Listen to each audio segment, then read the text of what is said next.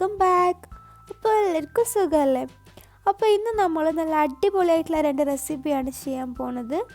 അപ്പോൾ ഇന്ന് നമ്മൾ ഉണ്ടാക്കാൻ പോണത് മസാല ചായയും അതുപോലെ തന്നെ നമ്മൾ കറിയിലൊക്കെ ഇടാൻ ഉപയോഗിക്കുന്ന കടലല്ലേ, അത് വെച്ചിങ്ങായി നല്ല അടിപൊളി വടയായിട്ട് ഉണ്ടാക്കുന്നത്.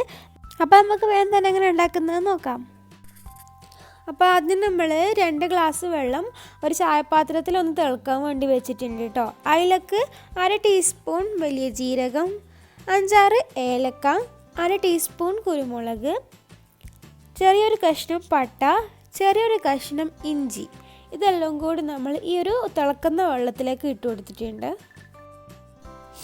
നല്ലോണം തിളച്ച് വരണം കേട്ടോ. ഇപ്പോൾ അതൊക്കെ നല്ലോണം തിളച്ച് വന്നിട്ടുണ്ട്. തിളച്ച് വന്നതിന് ശേഷം നമുക്കതിലേക്ക് 1/2 ടീസ്പൂൺ ചുക്കുപൊടിയും കൂടി ഇട്ട് കൊടുത്തിട്ടുണ്ട്. അപ്പോൾ ഇഞ്ചിയും കുരുമുളകും കാര്യങ്ങളൊക്കെ നമ്മൾ നല്ലോണം ചതച്ചെടുത്തിട്ടുണ്ടായിരുന്നു കേട്ടോ.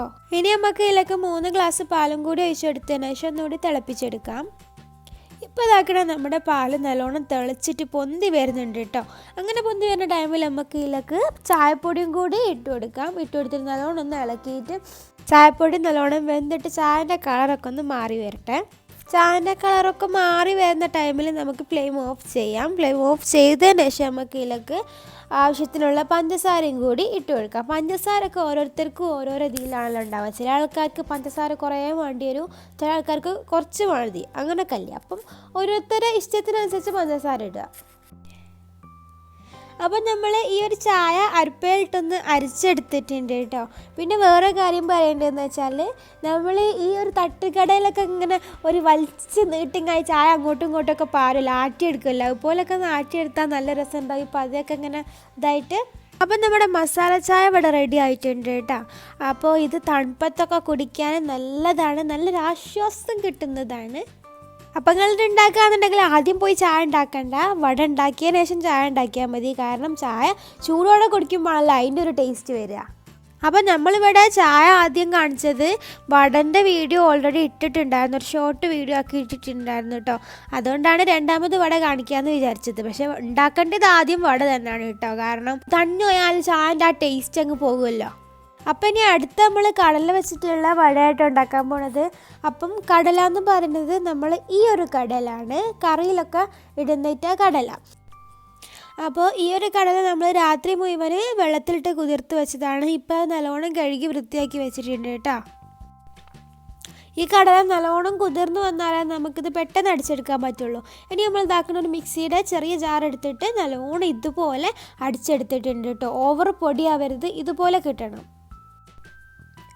ഇനി നമുക്ക് പരിച്ചെടുത്ത ആ ഒരു ജാറിലേക്ക് തന്നെ ഒരു 10 പീസോളം ഉണക്കമുളകാണ് നമ്മളിവിടെ എടുത്തിട്ടുള്ളത്. ഉണക്കമുളക് എല്ലാന്നുണ്ടെങ്കിൽ പച്ചമുളക് മതി കേട്ടോ. പിന്നെ കുറച്ച് കരിവേപ്പില ഇട്ട് എടുത്തിട്ടുണ്ട്. ഇഞ്ചി, 2 ടേബിൾ സ്പൂൺ പെരിഞ്ജീരകം, പിന്നെ 2 വെളുത്തുള്ളി, ഇതെല്ലാം കൂടി ഇട്ട് കൊടുത്തിട്ട് നമുക്ക് നല്ലോണം ഒന്ന് ഇത് അരച്ചെടുക്കണം, പേസ്റ്റ് ആക്കിയിട്ട് അരച്ചെടുക്കണം. പക്ഷേ നമ്മൾ ഈ ഒരു വെളുത്തുള്ളി ഫുള്ള് ഇപ്പം ഇട്ടിട്ടില്ല കേട്ടോ. കാരണം ചെറിയ ജാറായതുകൊണ്ട് ഫുള്ള് കൊള്ളൂല. ബാക്കി അവിടെ വെച്ചിട്ട് രണ്ടാമത് നമ്മൾ വേറെ അരച്ചെടുക്കുക ചെയ്യുന്നത്. ഇപ്പോൾ ഇതാക്കണം, ഇത് അരച്ചെടുത്തതിന് ശേഷം ബാക്കി വന്ന ഉള്ളിയും കൂടി നമ്മൾ അരച്ചെടുത്തിട്ടുണ്ട്. ഇനി നമുക്ക് ഇതിലൊക്കെ ആവശ്യത്തിന് ഉപ്പും കൂടി ഇട്ടെടുത്തതിന് ശേഷം നല്ലോണം ഒന്ന് കുഴച്ചെടുക്കാം.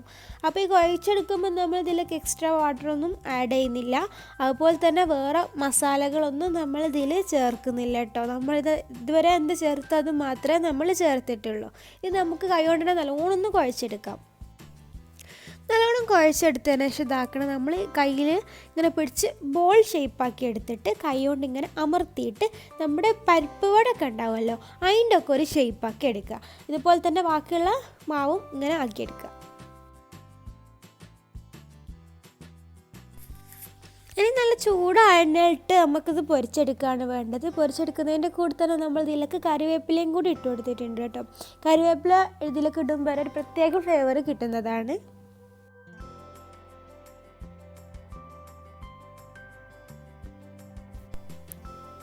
നല്ല ബ്രൗൺ കളറായി വരുമ്പോൾ നമുക്കിത് കോരിയെടുക്കാം.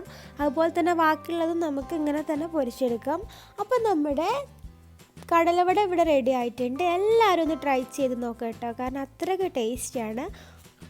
കടലവട പോലെ തന്നെ നമ്മുടെ മസാല ചായയും ട്രൈ ചെയ്ത് നോക്കുക. രണ്ടും നല്ല അടിപൊളി ടേസ്റ്റ് തന്നെയാണ്.